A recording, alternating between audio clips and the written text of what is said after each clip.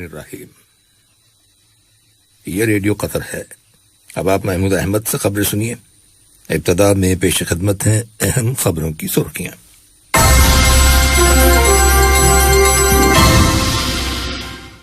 صاحب اسم امیر نے زمبابوے کے صدر کو آج ان کے ملک کے یوم آزادی کی سالگرہ کے موقع پر مبارکباد کا برقی پیغام ارسال کیا ہے۔ وزارت صحت نے اعلان کیا ہے کہ حالیہ دنوں میں ملک کے اندر کرونا وائرس کے روزانہ کیسز میں کمی واقع ہوئی ہے۔ میانمار کے بحران پر بحث کرنے کے لیے اس ماہ کی 24 تاریخ کو جکارتہ میں آسیان کا اجلاس ہو رہا ہے، جس میں میانمار کی فوجی جنتا کے سربراہ بھی شریک ہوں گے۔ چین اور امریکہ کی حکومتوں کے مابین موسمیاتی تبدیلیوں کے سلسلے میں ایک دوسرے کے ساتھ تعاون کرنے پر اتفاق ہو گیا ہے۔ یہ تھی اہم خبروں کی سرخیاں، اور اب سے چند لمحوں بعد تفصیل سے خبریں نشر کی جائیں گی۔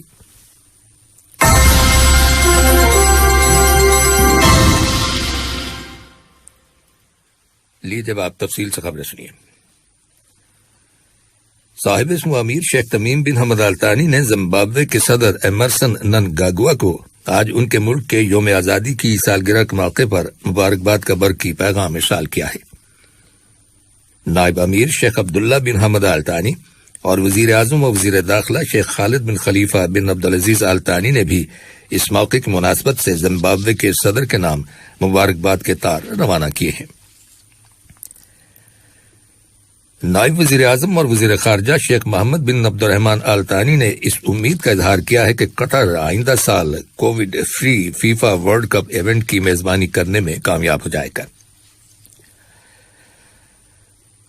قطر جنرل اتھارٹی برائے کسٹمز نے قطر ڈیولپمنٹ فنڈ QDF کے تعاون سے لبنان کے کسٹمز اتھارٹی کو امدادی سامان کی ایک شپمنٹ روانہ کی ہے۔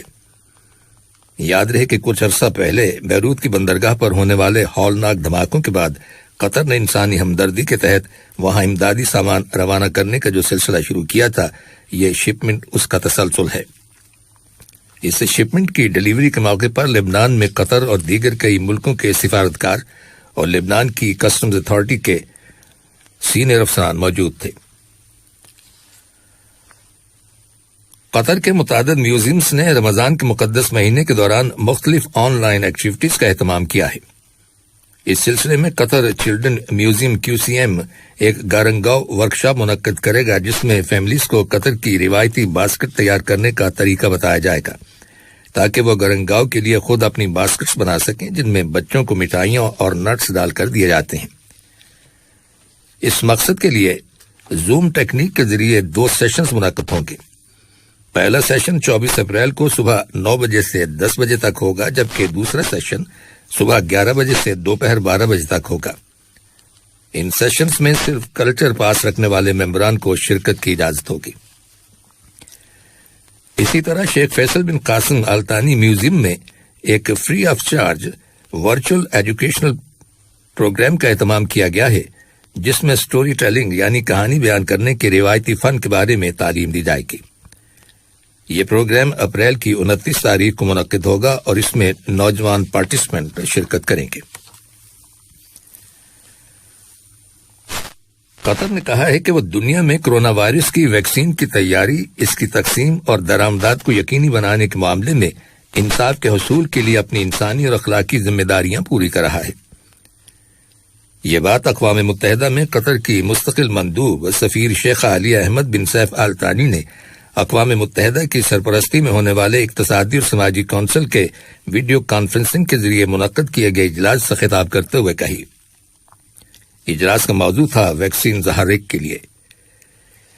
اپنے خطاب میں انہوں نے کہا کہ قطر ملک کے اندر کرونا وائرس کی ویکسین لگوانے والے لوگوں کے تناسب کے لحاظ سے اس وقت دنیا میں 9ویں نمبر پر ہے۔ انہوں نے مزید کہا کہ قطر نے کرونا وائرس ویکسین کی تیاری اور تحفظ کے لیے قائم کیے گئے عالمی اتحاد کے لیے $20 ملین کی رقم مختص کی ہے۔ اس کے علاوہ قطر نے صحت کی عالمی تنظیم WHO کو مدد فراہم کرنے کی غرض سے اسے $10 ملین دینے کے ایک سمجھوتے پر بھی دستخط کیے ہیں۔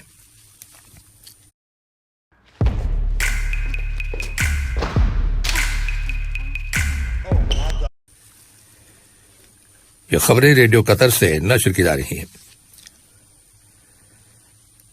وزارت صحت نے اعلان کیا ہے کہ حالیہ دنوں میں ملک کے اندر کرونا وائرس کے روزانہ کیسز میں کمی واقع ہوئی ہے۔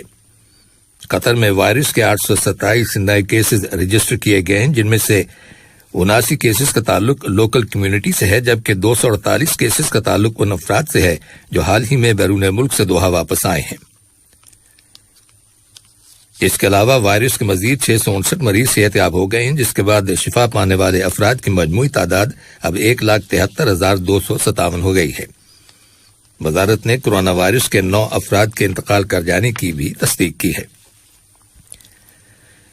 کرونا وائرس کے خلاف ویکسینیشن کے قومی پروگرام کے تحت ملک کے اندر ویکسین لگائے جانے کا کام تیز تر کر دیا گیا ہے اور لوگوں کو ویکسین کی 1,02,25,000 سے زیادہ ڈوزز دی جا چکی ہیں۔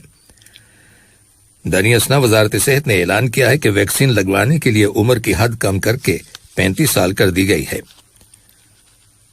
ادھر عالمی سطح پر کرونا وائرس سے ہونے والی ہلاکتوں کی تعداد 3 ملین سے تجاوز کر گئی ہے۔ یاد رہے کہ اس وائرس کا آغاز چین میں سن 2019 کے آخر میں ہوا تھا اور اب تک اس سے 1,390 ملین سے زیادہ افراد متاثر ہو چکے ہیں۔ بھارت کے دارالحکومت نئی دہلی میں گزشتہ 24 گھنٹوں کے دوران کرونا وائرس کے 25,500 نئے کیسز ریکارڈ کیے گئے۔ 20 ملین آبادی والے اس شہر میں ہاسپٹلز میں بستروں کی تعداد 100 سے بھی کم رہ گئی ہے۔ گزشتہ 24 گھنٹوں کے دوران وائرس کے مثبت کیسز کی شرح 24% سے بڑھ کر 30% ہو گئی ہے۔ آج ملک بھر میں 2,61,000 سے زیادہ نئے کیسز اور 1,500 سے زائد اموات ہوئی ہیں۔ وزیر اعلیٰ نے وفاقی حکومت سے مدد کی اپیل کی ہے۔ بڑھتے ہوئے کیسز کی وجہ سے لوگ ہاسپٹلز میں بستروں، آکسیجن سلنڈروں اور ادویات کی کمی کی شکایات کر رہے ہیں۔ کینیڈا کے گنجان آبادی والے صوبے اونٹاریو میں صوبے کے ایک شہر سے دوسرے شہر سفر کرنے پر پابندی لگا دی گئی ہے۔ ایمرجنسی نافذ کر دی گئی ہے اور 2 ہفتوں کے لیے لوگوں کو گھروں میں رہنے کی ہدایت کی گئی ہے۔ کیونکہ وہاں کرونا وائرس کے کیسز میں مسلسل اضافہ ہو رہا ہے، اس لیے حکومت نے تمام تفریحی سرگرمیوں پر بھی پابندی عائد کر دی ہے۔ ایران کے جوہری معاملے کے بارے میں ویانا میں جاری مذاکرات کے متعدد شرکاء نے کہا ہے کہ مذاکرات میں پیش رفت ہو رہی ہے۔ ایران کے اعلیٰ مذاکرات کار کا کہنا ہے کہ اختلافات برقرار رہنے کے باوجود مفاہمت کے آثار نظر آ رہے ہیں۔ ادھر روس کے مندوب کا کہنا ہے کہ مذاکرات بڑی سست رفتاری سے آگے بڑھ رہے ہیں، لیکن ان میں مثبت پیش رفت ہو رہی ہے۔ میانمار میں قومی اتحاد کی نئی تشکیل شدہ حکومت کے ایک سینئر اہلکار نے کہا ہے کہ میانمار کے پڑوسی ممالک کو ان کے ملک کے موجودہ حالات کو بہتر بنانے میں مدد کرنی چاہیے۔ 10 ممبروں پر مشتمل جنوب مشرقی ایشیائی ملکوں کی ایسوسی ایشن آسیان میانمار کے بحران پر قابو پانے اور وہاں پر جاری ہنگاموں کو روکنے کے لیے کوششیں جاری رکھے ہوئے ہے۔ تھائی لینڈ کے ایک سینئر اہلکار کا کہنا ہے کہ میانمار کے بحران پر بحث کرنے کے لیے اس ماہ کی 24 تاریخ کو انڈونیشیا کے دارالحکومت جکارتا میں آسیان کا اجلاس ہو رہا ہے، جس میں میانمار کی فوجی جنتا کے سربراہ من اونگ لنگانگ شرکت کریں گے۔ دانی اثنا میانمار کے وسطی علاقے میں تشدد کے واقعات میں مزید اضافہ ہونے کی اطلاع ملی ہے۔ حکومت نے حالات پر قابو پانے کے لیے ایک نئی مہم شروع کر دی ہے، جس کے تحت حکومت مخالفین کو فوجیوں کی طرف سے نشانہ بنایا جا رہا ہے۔ اور چین اور امریکہ کے حکومتوں کے مابین اس بات پر اتفاق ہو گیا ہے کہ موسمیاتی تبدیلیوں کے سلسلے میں وہ ایک دوسرے کے ساتھ تعاون کریں گے۔ اس بات کا اعلان امریکی ایلچی جان کینی کے شنگھائی کے حالیہ دورے کے بعد ایک مشترکہ بیان میں کیا گیا۔ بیان میں کہا گیا ہے کہ دونوں ممالک موسمیات کے بحران کو حل کرنے کے لیے آپس میں اور دیگر ملکوں کے ساتھ بھی تعاون کریں گے۔ بیان کے مطابق موسمیاتی تبدیلیوں کے موضوع پر رواں سال کے اختتام سے پہلے بین الاقوامی سطح پر مذاکرات کا نیا راؤنڈ ہوگا۔ آخر میں اہم خبروں کی سرخیاں ایک بار پھر سن لیجیے۔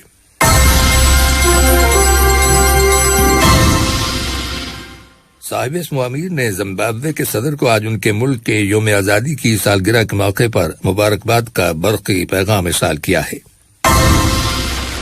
وزارت صحت نے اعلان کیا ہے کہ حالیہ دنوں میں ملک کے اندر کرونا وائرس کے روزانہ کیسز میں کمی واقع ہوئی ہے۔ میانمار کے بحران پر بحث کرنے کے لیے اس ماہ کی 24 تاریخ کو جکارتہ میں آسیان کا اجلاس ہو رہا ہے، جس میں میانمار کی فوجی جنتا کے سربراہ بھی شریک ہوں گے۔ اور چین اور امریکہ کے حکومتوں کے مابین موسمیاتی تبدیلیوں کے سلسلے میں ایک دوسرے کے ساتھ تعاون کرنے پر اتفاق ہو گیا ہے۔